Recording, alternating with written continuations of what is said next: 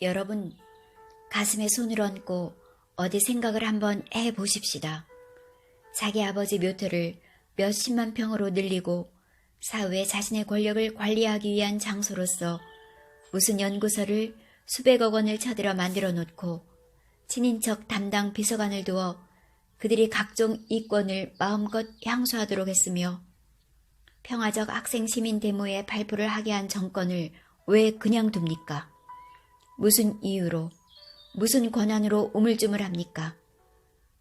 나이 어린 병사들이 아무리 무모하다 하지만 명색이 군인인데 발포 명령 없이 발표를 했겠습니까? 무슨 일이 있더라도 발포 명령자를 밝혀내야 합니다.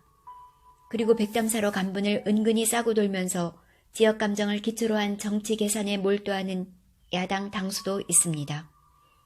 무슨 이유로 대통령 선거 공약인 중간평가를 위헌이라고 하면서 말렸습니까? 그리고 소련을 다녀왔네 하면서 기고만장해하는 분이 있지만 여건의 북방 밀사가 가까운 길을 시주해 봤을 뿐입니다. 여러분, 국가의 외교망도 해내기 어려운 소련 개척을 일개 야당이 어떻게 해낼 수가 있겠습니까? 전번 동해 재선 것이 야당 후보를 매수한 사무총장을 이분은 영수회담 시 빼냈다고 볼 수 있습니다.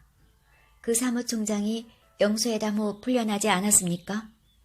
또 여당인지 야당인지 분간할 수 없을 정도로 극우적인 발언과 행동을 자행하는 당도 있습니다. 민생은 도탄에 빠지고 수출은 뒷걸음치고 있으며 빈익빈 부익부의 극한 상황도 점점 더 중증으로 치닫고 있습니다. 여러분, 여당과 야권이 한 통속이 되어 억물려 돌아가는 이 보수 정치체제를 쓸어냅시다. 과감히 일어납시다. 올소 최고다. 당선이다.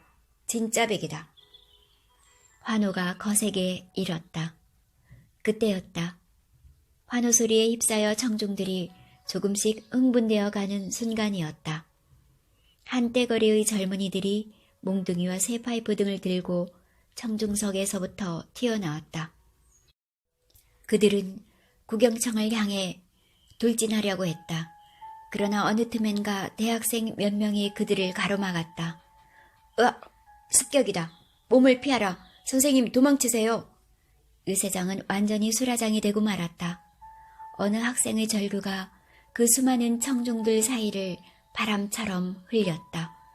여기저기서 으악! 사람 죽는다. 개새끼들 죽여라 하는 절규가 쏟아졌다. 대학생이 피를 토하고 쓰러졌다. 어렴풋이 놀란 절규가 들려왔다. 사람들은 다들 자기 몸 간수를 잘해야겠다는 생각을 하고 운동장을 빠져나가기 시작했다. 그러나 어떤 패들은 이 알 수 없는 강목부대의 정치 테러를 구경하기 위해 목을 빼어들고 단상 주변으로 몰려들기도 했다. 누구도 다 이 무모한 정치 폭력에 치를 떨었다. 그러나 그들은 도망지를 치다 말고 이 무지막지한 강목부대를 하나씩 하나씩 격파하는 젊은이를 보았다. 그것은 그야말로 신출귀몰하는 솜씨였다. 강목부대의 구성원은 못되어도 20명은 됨직했다. 그들을 어쩌면 연약해 보이기까지 하는 젊은이가 일당백의 기운으로 하나씩 하나씩 때려잡고 있었다. 새하얀 얼굴의 젊은이가 워낙 날쌔게 설치니 강목부대들은 단상을 향해 접근하지를 못했다. 구경철은 그래서일까 도망을 치지 않고 연단 뒤에 버티고 서 있었다. 무엇보다도 단상으로 기어오르는 강목부대를 젊은이는 어김없이 강타했다. 그는 웬걸 맨주먹이었다. 별로 강해 보이지도 않는 주먹이었으나 맞으면 두말 없이 저쯤 나가 떨어지고 말았다. 그리고 그의 주먹은 한번 휘두르면 적을 둘 쑤셔 놓지 않고는 다시금 제자리로 돌아오지 않았다. 그것은 그야말로 일격필멸의 주먹이었다. 그것은 정말 초인적인 능력이었다. 어떻게 저렇게 강력하고 날쌔 수 있을까? 이 장면을 지켜보고 있는 사람들은 열린 입을 다물 줄 몰랐다. 이 젊은이 혼자만이 뛰고 있는 것은 아니었다. 조금 키는 작지만 당차고 몸매가 우람한 젊은이도 같이 뛰고 있었다. 그의 손에는 어느 틈엔가 강목 부대한테서 빼앗은 강목이 쥐어져 있었다. 이들은 물론 김영길이와 안영달이었다. 영달아, 선생님을 빨리 피신시켜. 여긴 내가 해볼 때까지 해볼게. 작전대로 되지가 않아. 선생님은 차라리 강목 세리를 맞으시겠대. 그게 최고의 선거운동이래. 무슨 소리야? 완전 깡패들이야. 못 보던 놈들이야. 서울에서 사서 온 놈들이야. 사람을 완전히 잡아버린다고. 김영길의 외마디 비명이 하늘을 찔렀다. 안영달과의 대화의 틈을 노린 강목이 후면에서 급습을 한 것이었다. 그의 머리통에서 피가 솟구쳤다. 그는 비틀거렸다. 그러나 쓰러지지는 않았다. 그는 쓰러질 것 같은 걸음걸이로 후진했으나 한 놈을 또 격파했다. 안영다리가 어깨에 강목을 맞았다. 워낙 근육이 좋은 그였기에 까무러치지는 않았으나 몸의 균형을 잃었다. 그는 저만큼 나동그라지고 말았다. 그에게 강목 세례가 집중되었다. 안영달의 신음소리가 처참하게 하늘에 퍼졌다. 그를 구하기 위해 김영길이가 몸을 날렸다. 그는 착지하면서 두 놈을 순식간에 처치했다. 그러나 그는 이미 행동이 자유롭지 못했다. 머리통에서는 피가 낭자하게 흐르고 있었다. 안영달의 상태를 살피기 위해 영길이가 고개를 잠시 숙이는 순간 강력한 강목이 또 날아들었다. 그의 어깨가 다시 한번 내려앉았다. 그는 쓰러졌고 다시금 일어나지 못했다. 마침 경찰관들이 뛰어들었다. 그들은 호루라기를 불면서 달아나는 강목부대의 뒤를 쫓았다. 구경철은 단상에서 내려와 기절해버린 두 젊은이를 안고 오열하고 있었다. 구경철, 구경철, 구경철, 구경철, 보수정당, 테러정당, 혁신정당 탄생시키자. 비통한 심정이 된 대학생들은 스크럼을 짜고 구경철을 연호하면서 운동장을 돌기 시작했다. 많은 사람들은 운동장을 빠져나갔으나 개중에는 남아서 폭력의 현장을 음미하는 축들도 있었다. 운동장을 빠져나가고 있는 사람들이나 남아서 폭력의 잔재를 음미하고 있는 사람들이나 그들의 가슴과 입에서는 구경철이란 이름이 연호되고 있었다.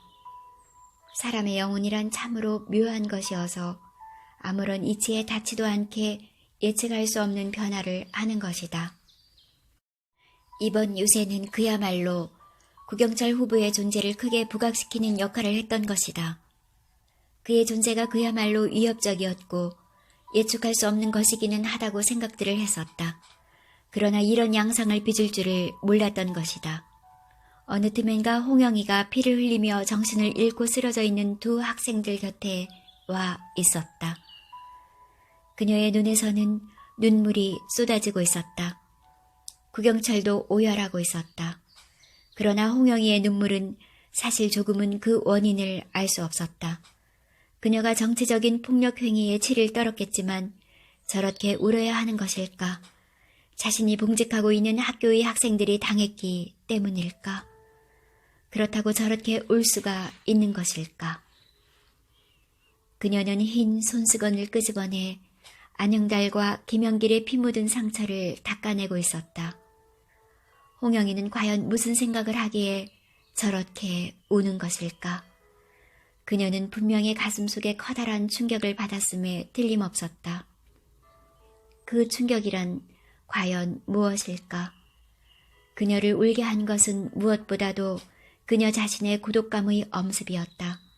이 느닷없이 찾아온 고독감은 어쩌면 김영길이가 죽었을지도 모른다는 생각에서 기인하고 있었다. 언제부터인가 홍영이는 영길이가 그녀 자신에 대해 죽음까지도 두려워하지 않을 것이라는 확신을 가지고 있었다. 그것은 정말 이유 없는 확신이었다. 그녀는 이런 확신을 남편 한정민에게도 가져본 적이 없었다. 그에게는 그만의 생활이 너무나 반듯하게 구축되어 있었다.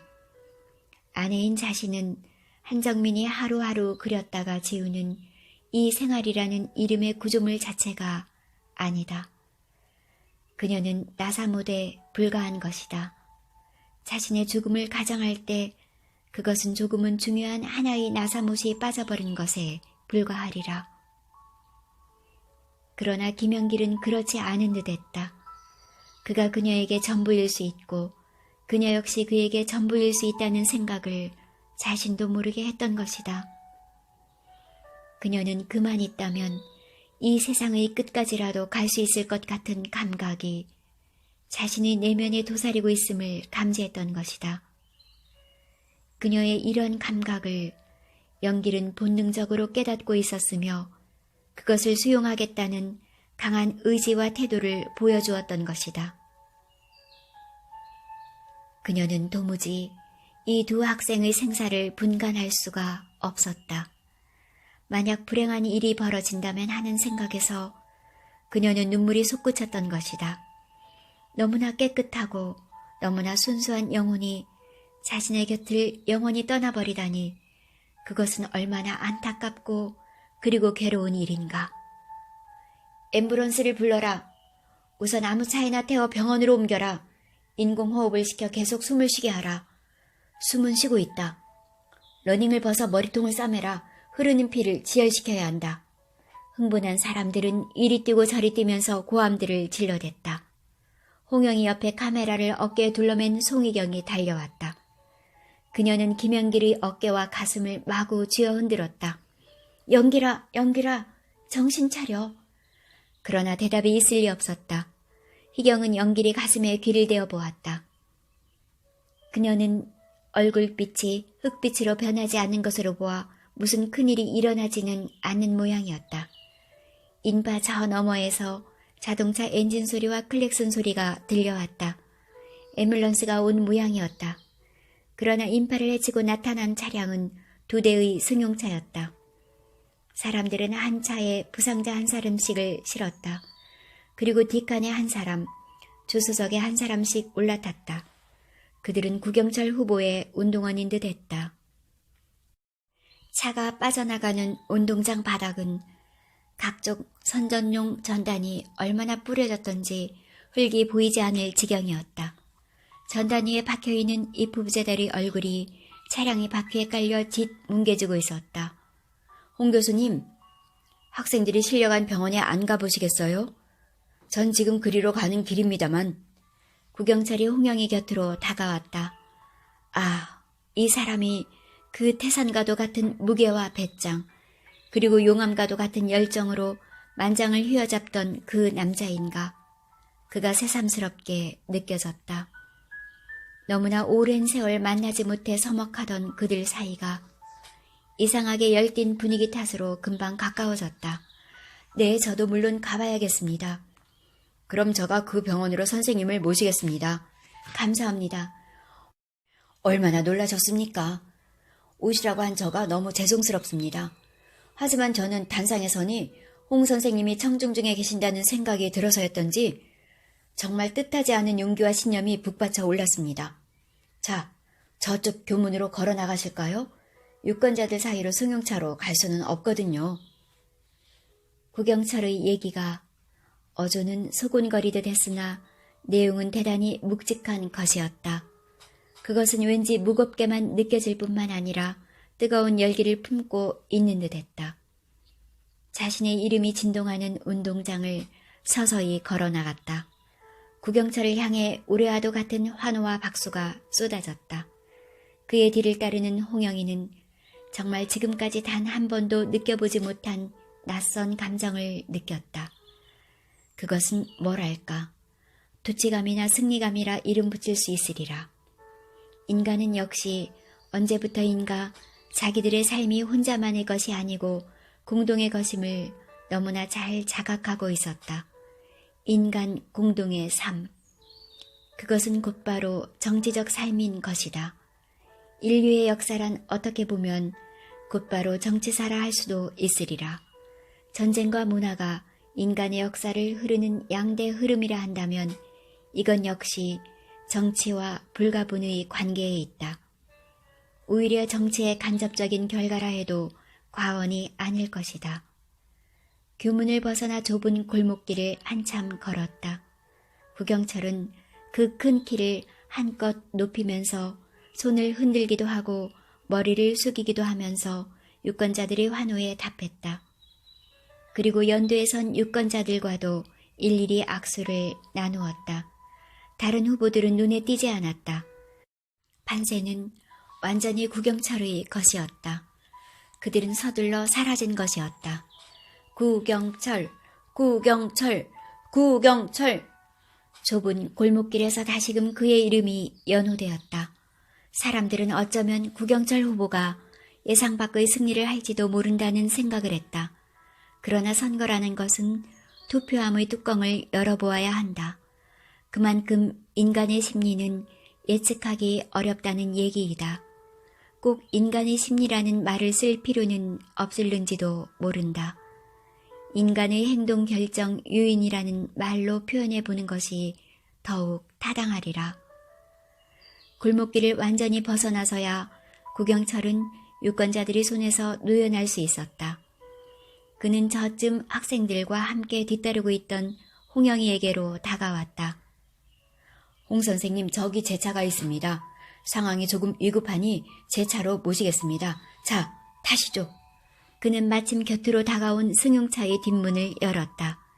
그리고 홍영이에게 먼저 오르도록 했다.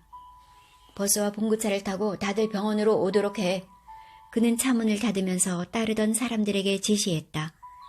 조그만 시골 도시의 거리에는 사람들이 넘쳤고 그들은 생전에 들어보지 못한 그 특이한 선거 유세의 충격에서 벗어나지 못한 듯했다. 거리 여기저기에는 구경철을 연호하는 소리가 진동하고 있었다. 그들은 정말 현재의 사회조직 체계는 일대 혁신되어야 하는가 하는 의문에 사로잡힌 표정이었다. 그들은 구경철 후보가 탄 차를 알아보고 열렬한 환호와 박수를 보내왔다. 차는 좁은 길을 몇 차례 회전하고 내달리고 하더니 조그만 병원 앞에 멎었다. 먼저 온 사람들이 벌써 바글거리고 있었다. 차에서 내린 구경철은 황급히 병원 안으로 뛰어들었다. 어떻게 됐나? 내 위기는 넘겼습니다. 정신이 깨어나기를 기다리고 있습니다. 누군가가 다급하게 대답했다. 기쁨에 넘치는 목소리였다. 그것은 정말 불행 중 다행이었다. 그렇고 말고 그렇게 똑똑하고 강력하고 살풋하며 감칠맛 있는 연길에게 무슨 변고 따위는 있을 수 없다. 구경철을 따라 들어가던 홍영이는 혼자 속으로 되뇌었다. 왠지 연길은 그 순간 그녀에게 불사조와도 같은 이미지로 떠오르는 것이었다. 응급실이란 조그만 쪽간판이 붙은 병실은 좁고 지저분했다. 환자는 연길과 영달을 제외하고는 아무도 없었다. 저쪽 구석으로 지저분한 시트의 침대 위에 김연길과 안영달이 붕대를 감고 누워 있었다. 환자에게 접근하지는 마시고 바라보시기만 하세요. 위중한 상태는 아닙니다. 간호사가 말했다. 그녀가 환자들의 상태가 전혀 위급하지 않다고 했으나 홍영이는 믿을 수 없었다. 안영달은 그래도 어깨에 붕대를 감았을 뿐이었으나 김연길은 얼굴이 두터운 붕대에 겹겹이 감겨 전혀 알아볼 수가 없었다. 생명에는 이상이 없다고 하지만 실신할 정도로 두들겨 맞았으니 분명 큰일이 아닐 수 없었다. 한때의 기자들이 몰려와 폭력 피해자의 신원과 상태를 취재해 갔다. 사진 기자들은 연방 라이트를 터뜨려 사진을 찍었다. 구경철은 침통한 얼굴이었다. 그는 헤어날 길 없는 고뇌에 빠진 듯한 표정을 하고 있었다. 대학생들이 절대적인 지지를 받는 것이 영광스러우면서도 지금처럼 부담스럽게 느껴진 적도 없었다. 국궁식과 염해창이가 뛰어들었다. 송기경이도 뒤따라 들어왔다. 버스를 타지 못해 늦었다고 했다. 유권자들이 쏟아져 나오니 버스는 금방 10,000원이 되어버렸던 것이다. 그들도 김연길과 안영달의 상태를 알고는 안심하는 기색이었다. 홍영이는 학생들의 부축을 받으면서 병실을 물러났다. 그녀는 두 학생이 정신을 차릴 때까지 병실을 떠나서는 안 된다는 생각을 벌써부터 하고 있었다. 그녀는 병실 앞 나무 소파 위에 몸을 내렸다. 왠지 모르게 주체할 수 없는 감격이 가슴을 치밀고 올라왔다. 연기를 향한 자신의 이 어처구니 없고 억제할 수 없는 감정에 대해 그는 이런 반구 무슨 말을 하지는 않았다. 그러나 그는 그녀의 그런 감정을 적극적으로 수용하는 자세를 보였던 것이다. 이 순간에 이렇게 자신을 여지없이 허물어뜨리는 감격은 과연 무엇이란 말인가? 어린 청년들과 예쁜 처녀들이 흔히들 말하는 사랑이란 것일까? 정말 알 수 없는 감정이었다. 갑작스레 뜨거운 눈물이 왈칵 두 눈에서 쏟아졌다. 그것은 진정 그녀 자신이 일찍이 경험한 적이 없는 뜨거운 눈물이었다. 그녀는 핸드백에서 흰 손수건을 꺼내어 눈물을 훔쳤다. 구경철도 자리를 뜨지 못하고 병실과 복도를 어정거렸다. 무엇보다도 그에게서는 정말 지금까지는 느껴보지 못했던 열정을 감지할 수 있었다. 인간은, 더구나 남자는 얼마만큼의 열정을 가지고 있느냐에 따라서 자신의 삶의 궤적을 달리 그릴 수 있는 것 같았다. 삶이란 결국 개개인의 내면 에너지가 바깥으로 드러난 것에 불과하다.